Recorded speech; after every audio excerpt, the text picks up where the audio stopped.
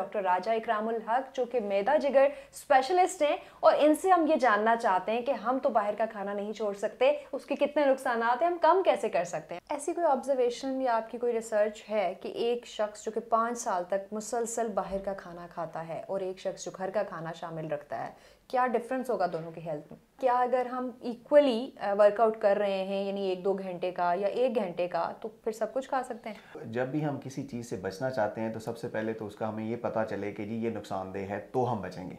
कब हमें परेशान होना शुरू कर देना चाहिए अपने मैदे और जिगर की सेहत को लेके? क्या इस तरह के सिम्टम्स हैं जब आपको अलर्ट हो जाना चाहिए कि अब आप एहतियात करें? फाइबर जो है वो समझ लें कि मैदे के लिए, आंत के लिए ऑक्सीजन है। तो वो इतना चटपटा बनाया जाता है कि साफ ज़ाहिर है वो मोटापे का बायस बनता है। वो अब आप देखते हैं कि पाकिस्तान में मोटापा बहुत ज़्यादा हो रहा है, शुगर बहुत ज़्यादा हो रही है लोगों को। हम इस वक्त टॉप पे आ चुके हैं अगर हम उसकी बात करें। डेली हमें सुनने को मिल रही है कि 30 साल की उम्र में हार्ट अटैक हो गया, इसको ये हो गया, वो हो गया। इसका सोल्यूशन क्या है? अस्सलामुअलैकुम जी, नियो डिजिटल के साथ मैं हूँ रूबा अरूज। नाज़रीन, अगर आप उन लोगों में शामिल हैं जिनका कोई दिन बाहर का खाना खाए बगैर नहीं गुजरता, तो ये वीडियो आपके लिए है। हमारे साथ आज की वीडियो में मौजूद हैं डॉक्टर राजा इकरामुल हक, जो कि मैदा जिगर स्पेशलिस्ट हैं, और इनसे हम ये जानना चाहते हैं कि हम तो बाहर का खाना नहीं छोड़ सकते, उसके कितने नुकसान हैं, हम कम कैसे कर सकते हैं। अस्सलाम वालेकुम। अस्सलाम वालेकुम जी, थैंक यू वेरी मच। अल्लाह का शुक्र है, बिल्कुल ठीक ठाक।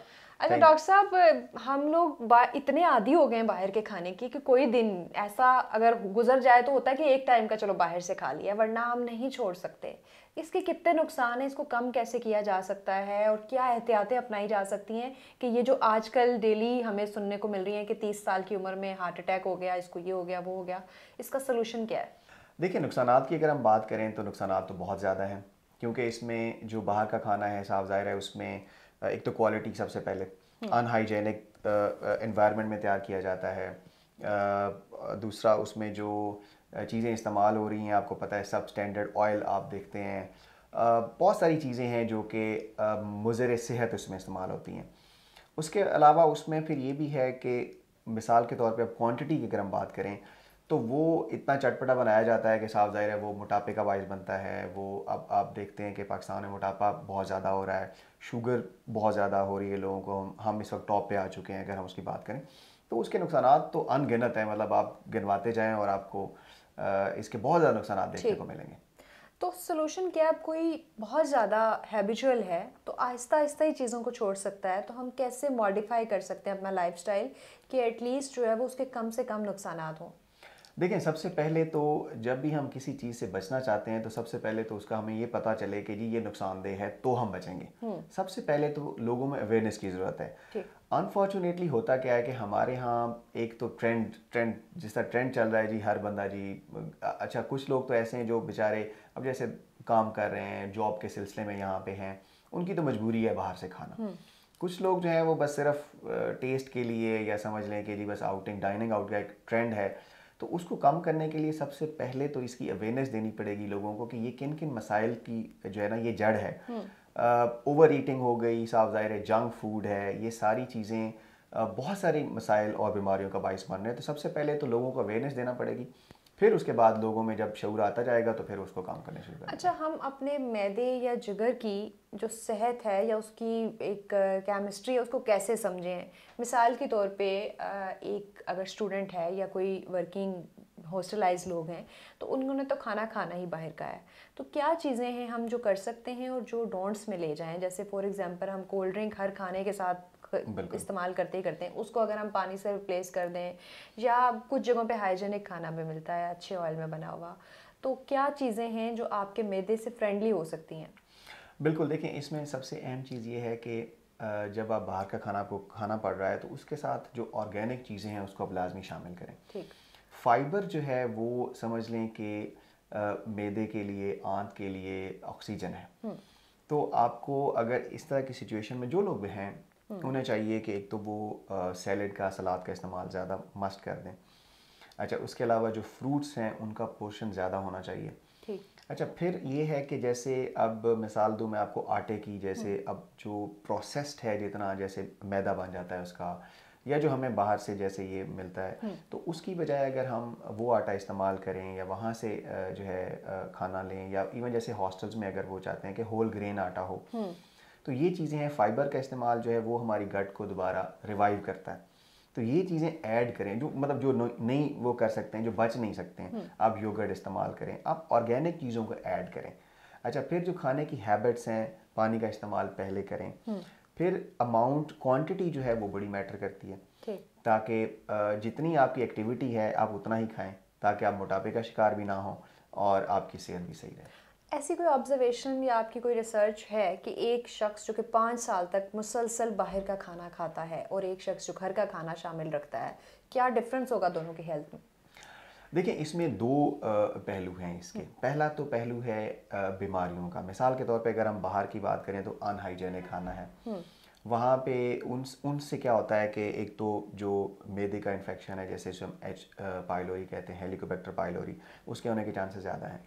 जो पीला यरकान है, एक्यूट हेपेटाइटिस ए और ई है, वो भी वहाँ से फैलने के चांसेस ज़्यादा होते हैं। तो ऐसी जगह से जो लोग ज़्यादा खाना खाते हैं उनमें इन बीमारियों के चांसेस ज़्यादा हो जाते हैं। नंबर 2 पे ये होता है कि फिर आहिस्ता आहिस्ता करके मैदा और आंत के मसाइल बढ़ना शुरू हो जाते हैं। ये भी देखा गया है कि जो लोग घर पे होते हैं तो वो कहते हैं जी मैं बिल्कुल ठीक रहता हूँ, मैं हॉस्टल में आता हूँ मेरी तबीयत ख़राब हो जाती है, मुझे मैदे के मसाइल हो जाते हैं, आंत के हो जाते हैं, लोगों को डायरिया हो जाता है। तो ये बिल्कुल साबित है तहकीक से कि ये चीज़ें उन लोगों में ज़्यादा हैं जिन्हें ये इस तरह का अनहाइजेनिक खाना खाना पड़ता है। अच्छा, कब हमें परेशान होना शुरू कर देना चाहिए अपने मैदे और जिगर की सेहत को लेके? क्या इस तरह के सिम्टम्स हैं जब आपको अलर्ट हो जाना चाहिए कि अब आप एहतियात करें? देखें, अगर तो सिम्टम्स बढ़ती जा रही हैं, परसिस्ट कर रही हैं, और आपको मतलब अगर हम हफ्ते में बात करें तो अक्सर दिनों में आपको ये मसला रह रहा है इससे, और ये मसला आपको हर खाने के साथ आ रहा है, तो डेफ़िनेटली फिर आपको डॉक्टर से हेल्प लेनी चाहिए। और उसमें फिर बहुत सारी चीज़ें हैं जो डॉक्टर आपको एडवाइस करेंगे, देखेंगे इन्फेक्शन तो नहीं हो रहा है, उसकी जो है तदारुक किया जाए। फिर उसके बाद जो है कुछ लोगों को क्या होता है कि इससे, मिसाल के तौर पे मैं आपको बताऊं, जो इरिटेबल बाउल सिंड्रोम है, IBS, जिसमें आंत हाइपर सेंसिटिव हो जाती है और वो फिर नॉर्मल घर का खाना भी बेचारा बर्दाश्त नहीं कर सकता। सो आई टोटली एग्री कि उसे शुरू में जब लग रहा है कि जी अब मसाइल बढ़ना शुरू हो गए, अलामात जो हैं वो मुसलसल रह रही हैं, तो उस वक्त लाजमी हेल्प लेनी चाहिए डॉक्टर की। ठीक है। अगर कोई सीवियर कंडीशन हो जाती है, फॉर एग्जांपल जैसे हमने ये भी देखा कि खाने की रेगुलर रूटीन की वजह से बीपी, शुगर तो नॉर्मल, अब तो हार्ट अटैक की भी बहुत ज़्यादा जो है वो हमें एग्जांपल्स मिल रही हैं, तो फिर आपकी जो एहतियाती एक डाइट है, बेसिक डाइट, क्या होनी चाहिए? बिल्कुल। देखें, जो आपने जैसे आपने बात की हार्ट अटैक की, तो आम तौर पे क्या होता है कि ये प्रोसेस आहिस्ता आहिस्ता चीज़ें जो है पाइल अप होती रहती हैं। मतलब खाने में बेतदाली इसमें ज़्यादा इंपॉर्टेंट है कि आपका वर्कआउट जो है, वर्कआउट कम है। आप ऑफिस में काम कर रहे हैं, सारा दिन आपने बैठना है, वहाँ से आपने आना है घर, आपने टीवी देखना है और आपने सो जाना है, एक्सरसाइज है नहीं, और खाना जो आप ले रहे हैं वो आप 3000 3,500 कैलोरीज का ले रहे हैं, तो वो आहिस्ता आहिस्ता, साफ ज़ाहिर है क्या होगा, उससे बेली फैट बढ़ेगी। तो अगर आप बाहर का खाना भी खा रहे हैं, आप ज़्यादा कैलोरीज भी ले रहे हैं, तो आपको उतना वर्कआउट करना पड़ेगा। ठीक। अगर तो आप एतदाल में ये चीज़ें कर रहे हैं तो फिर तो ठीक है, वरना तो एंड पे बीमारियां जो हैं वो आपको एक दफ़ा आके पकड़ लेंगी।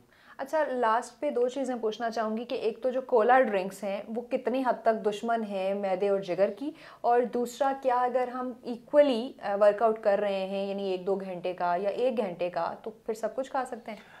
देखिए, ऑनेस्टली मैं आपको बताऊं कि अगर आप मॉडरेशन में ले रहे हैं तो एनीथिंग कैन बी टेकन।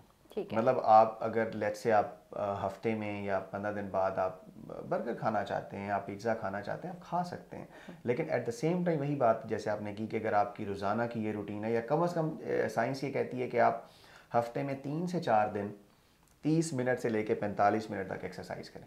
ठीक है। अगर तो आप ये कर रहे हैं तो अब ये नहीं है कि आप ना लें, वो आप ले सकते हैं, लेकिन वही बात आ जाती है कि इसमें क्वांटिटी बहुत मैटर करती है। कोला ड्रिंक्स तो बहुत ज़्यादा नुकसानदेह हैं, क्योंकि लोग जब उसको इस्तेमाल करते हैं तो वो मतलब उसमें अगर हम देखें तो बिल्कुल ही इस तरह करते हैं कि हर खाने के साथ ही उसको इस्तेमाल करें। आप बाहर जब जाते हैं तो आपको जो वो पैकेज मिलता है, क्या कहते हैं उसको, जो डील, एक डील होती है, अब डील में वैल्यू वो डील। उसका वैल्यू डील का वो एक हिस्सा है कि मतलब आपको एक अच्छा सा एक वो जो है ना हर उस डील के साथ मिल जाएगा। सो ये चीज़ें बहुत ज़्यादा, और फैटी लिवर बहुत ज़्यादा हो रहे हैं, ठीक।